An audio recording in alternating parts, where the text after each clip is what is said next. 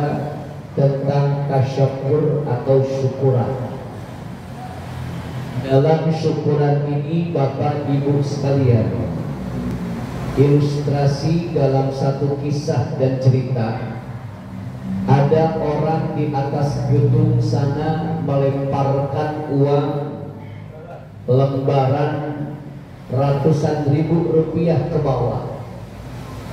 Ketika orang di atas gedung melemparkan uang ratusan ribu rupiah ke bawah, maka demi Allah, orang-orang yang ada di bawah mereka akan saling berebut dan mengambil uang tersebut tanpa melihat ke atas. Bukan sekedar tanpa melihat ke atas, justru mereka bahkan saking berlomba dan sikut menyikut satu sama lain. Kemudian yang kedua, ilustrasinya ketika ada orang di atas gedung, bukan melemparkan uang ke bawah, tapi sebaliknya adalah melemparkan batu kecil kerikil ke bawah. Maka orang yang ada di bawah tersebut akan menengok ke atas, bahkan sambil marah-marah dan memaki-maki orang yang melemparnya. Ini adalah ilustrasi tabiat manusia, yang mana manusia ketika Allah berikan kenikmatan, kadang-kadang mereka sudah lupa dengan Allah Subhanahu wa Ta'ala sebagai zat yang memberi nikmatnya. Saking lupanya dengan Allah, padahal dia Allah yang ngasih kenikmatan tersebut, mereka sampai lupa dengan kewajibannya sebagai orang Islam, lupa kewajibannya mereka sebagai orang mukmin untuk sembah sujud kepada Allah Subhanahu wa Ta'ala. Nah, inilah dia manusia. Lain hal ketika Allah Subhanahu wa Ta'ala memberikan musibah. Ketika Allah berikan dan timpakan musibah kepada manusia, baru mereka akan nengok ke atas, artinya ingat kepada Allah. Baru dia minimal akan menyebut bibirnya kalimat, ya Allah, sakit apa gerangan aku ini ya Allah, ya Allah, dosa apa gerangan aku ini ya Allah, sampai aku susah payah semacam begini ya Allah. Nah, lihat, ini adalah ilustrasi dari tadi, bahwasanya ada orang yang melempar uang ke bawah dan ada orang yang melempar batu kerikil ke bawah. Insya Allah. Nah, mudah-mudahan Bapak Ibu yang hadir dalam kajian dan pengajian IKM Ciawi ini dibawa oleh pengurus IKM untuk senantiasa bersyukur kepada Allah Subhanahu wa Ta'ala dari segala apa yang kita miliki, dari segala apa yang kita punyai, mulai dari harta benda, kemudian keluarga, anak dan keturunan, saudara dan lain sebagainya, adalah pemberian daripada Allah Subhanahu wa Ta'ala yang patut kita syukuri, yang insya Allah apabila kita sanggup mensyukurinya, Allah akan tambahkan kenikmatan untuk kita sekalian. Amin ya Rabbal, ya Rabbal.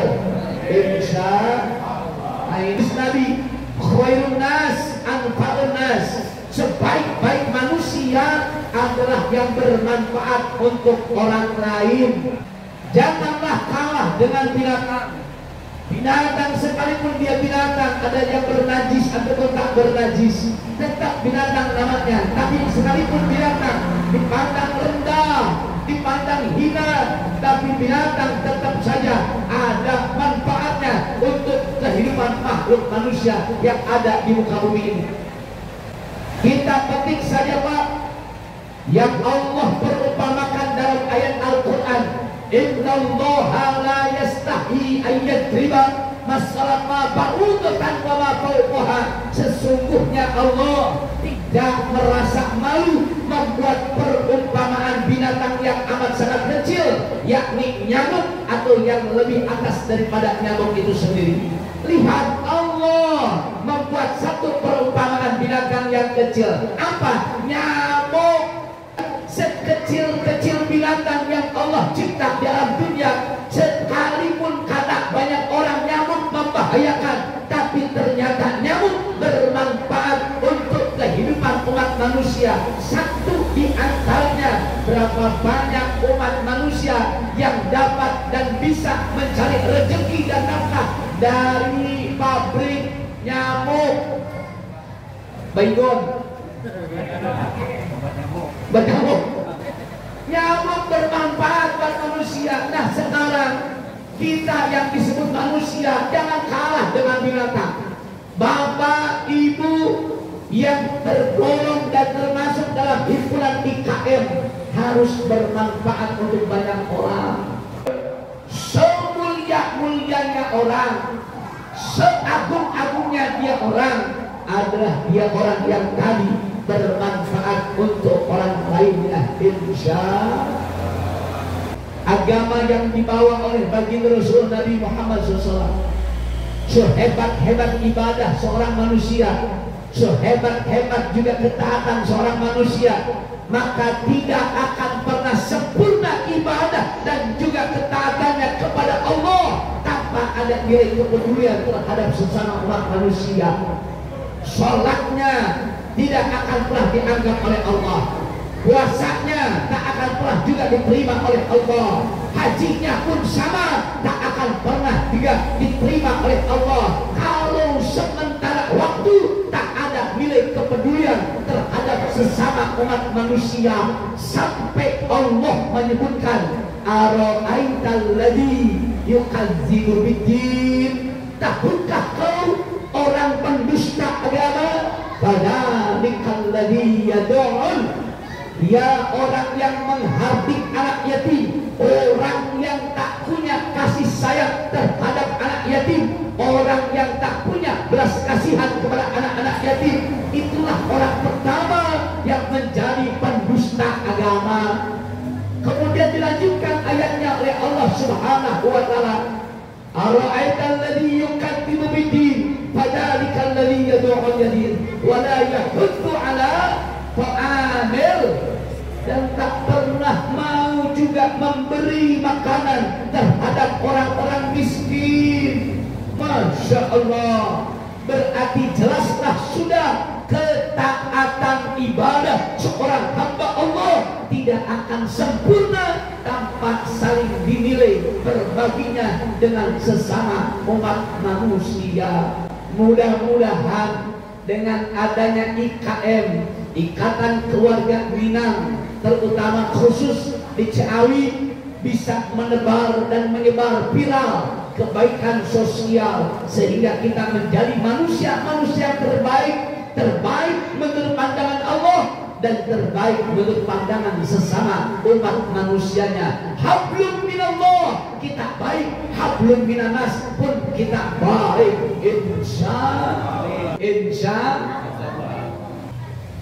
bicara perkara ngaji berarti bicara perkara ilmu, Pak. Bicara ilmu, bagi Rasul Nabi Muhammad SAW sebutkan bahwa al-ilmu imamul amal. Ilmu itu adalah pemimpinnya amal. Orang akan sanggup dan bisa beramal kalau ada ilmunya dia. Cukup menilai orang dalam amal, kita tahu ilmu orang. Berarti dari ilmu tak boleh kita lupakan. Dan saat kita cari ilmu, ingat, tak ada batasan umur, tak ada jilid temporer waktunya. Minal mahdi ilal lahdi, dari mulai buaya sampai kita meninggal dunia, cari ilmu gak boleh berhenti. Kenapa demikian? Karena yang namanya manusia butuh yang dikatakan dengan ilmu. Dan bila manusia sudah Allah berikan ilmunya, insya Allah Allah angkat derajat kemuliaannya. Lihatlah Nabi Allah Adam alaihissalam. Tatkala Allah karuniakan Adam ilmu, wa 'allama Adam al-asma'a kullaha. Allah ajarkan kepada Adam ilmunya. Akhirnya Adam alaihissalam Allah muliakan dan Allah angkat derajatnya sehebat daripada malaikat-malaikat Allah. Bahkan berkat ilmunya yang Allah berikan pada Nabi Allah Adam, Adam benar-benar Allah muliakan sampai Allah sebutkan kepada malaikat, wa idh qala rabbuka lil malaikati isjudu li adama fasajadu illa iblis. Dan ketika Tuhan kalian berkata, hei malaikat, bersujudlah kalian kepada Adam, fasajadu illa iblis. Maka seluruh malaikat Allah bersujud mereka kepada Adam alaihissalam. Masya Allah, malaikat yang hebatnya, malaikat yang begitu mulianya, tapi lihatlah dengan ilmunya yang Allah karuniakan kepada manusia, Adam namanya, sampai malaikat saja sujud kepada Adam alaihissalam. Masya Allah. Padahal kalau kita tahu bagaimana malaikat, ternyata malaikat itu Bapak Ibu makhluk yang benar-benar taat kepada Allah. La ya'sunallaha wa yaf'alu ma yu'marun. Malaikat Allah tak pernah durhaka kepada Allah. Bahkan tuh malaikat senantiasa melakukan segala apa yang diperintahkan Allah kepadanya. Itulah dia malaikat. Tapi sehebat apapun malaikat, belum sehebat manusia yang mempunyai ilmu. Yang dicontohkan oleh Allah adalah Adam alaihissalam. Maka apabila bapak dan ibu merasa diri berasal dari Adam alaihissalam, ayo hiasi diri kita dengan ilmu. Ayo timba dan cari ilmu sedalam mungkin agar kita diangkat dan terangkat kemuliaannya oleh Allah Subhanahu wa ta'ala. Satu kisah nyata di daerah Damaskus.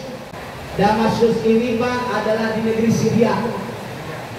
Dan di Damaskus ini Pak ada kuburan makam. Nama makam itu adalah Dahdah. Apa namanya Pak? Dahdah. Makam kuburan ini terkenal. Siapapun orangnya yang tinggal di Damaskus pasti tahu makam Dahdah ini. Seperti terkenalnya kuburan Ma'la di Mekah, seperti terkenalnya kuburan Baqi di Madinah. Ini ada di Damaskus kuburan namanya Dahdah. Di kuburan itu Pak ada penggali kubur. Si penggali kubur ini udah ya lumayan tua, kurang lebih umurnya 40-50 tahunan Pak. Suatu hari ada seorang wanita, yang mana wanita ini memesan kepada si penggali kubur untuk digalikan satu lubang. Maka oleh si penggali kubur Pak benar dilakukan apa yang dipesankan oleh si wanita tadi. Akhirnya dia mulai mencangkul tanahnya, digali tanahnya, terus digali tanahnya sampai ukuran dan juga bentuk yang sudah pas. Berhentilah dia mencangkul. Selepas dia beres mencangkul Pak, menggali untuk lubang jenazah, tak lama benar datang. Jenazah dibawa, dihantarkan oleh kelompok banyak orang. Sehingga si penggali kubur sudah siap-siap. Ketika si jenazah akan dikelianglahatkan, ketika si jenazah akan dikuburkan, si penggali kubur lebih dulu masuk ke liang kuburnya untuk menerima jenazahnya. Betul nggak? Ketika dia turun ke bawah ke liang kubur, ternyata dia pingsan Pak. Tidak seperti biasanya, membuat orang terkaget-kaget. Kenapa si penggali kubur ini dia sampai pingsan? Akhirnya berusaha dibangunkan dari pingsan. Ya dipanggil-panggil gak bangun juga, dipercikan air ke mukanya baru dia bangun. Ketika dia sadar dari pingsannya, dia beristighfar. Dia berkata, astagfirullahaladzim. Ini kuburannya berubah menjadi taman di antara taman-taman surga Allah. Kuburannya jadi luas. Satu taman yang belum pernah dilihat dan pandang biasa dalam dunia. Indahnya luar biasa. Yang tahu cuma dia saja. Orang-orang gak lihat dan gak melihat sekali. Akhirnya si jenazah diambil dan diturunkan ke liang lahat. Ketika akan disimpan dan dikuburkan, ada dua makhluk serba putih mengendarai kendaraan kuda membawa dan menjemput jenazah tadi. Masya Allah, dilihat oleh si penari kuburnya. Subhanallah, luar biasa dahsyatnya.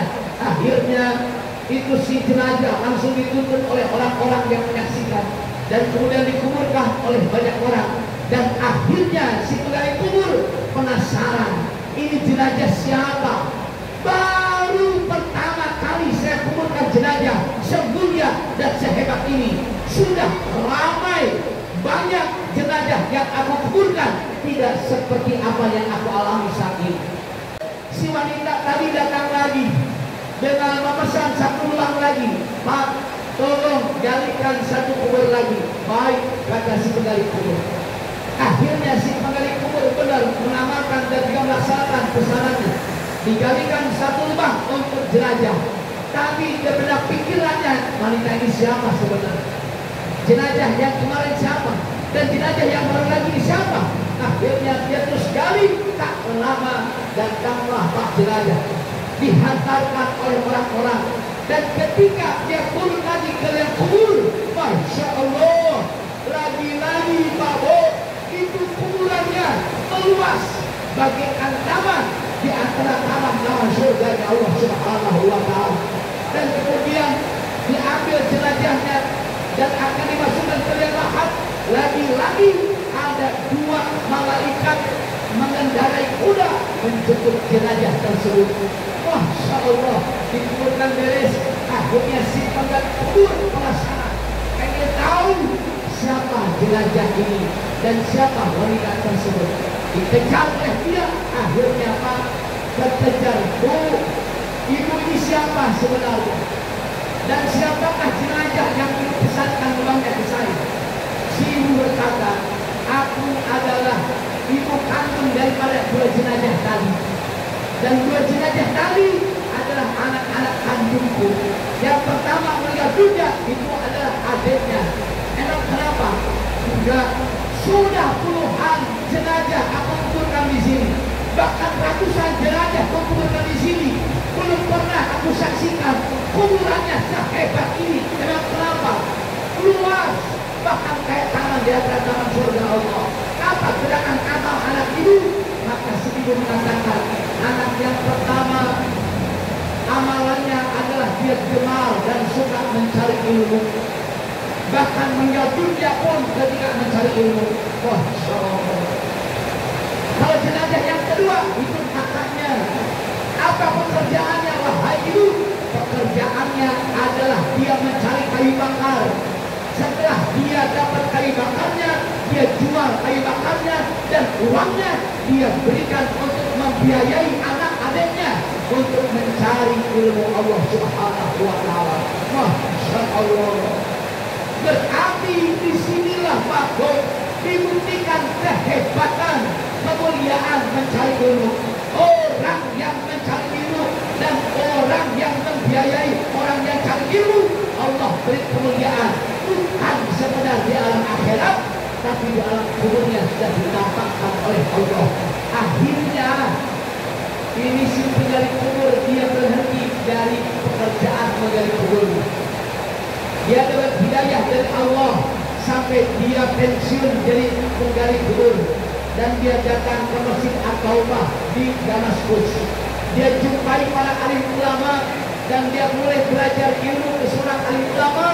Bahkan ada yang bertanya seorang ulama, kenapa baru sekarang kau mau mencari ilmu setelah umurku 50 tahun lebih? Dia bilang, karena aku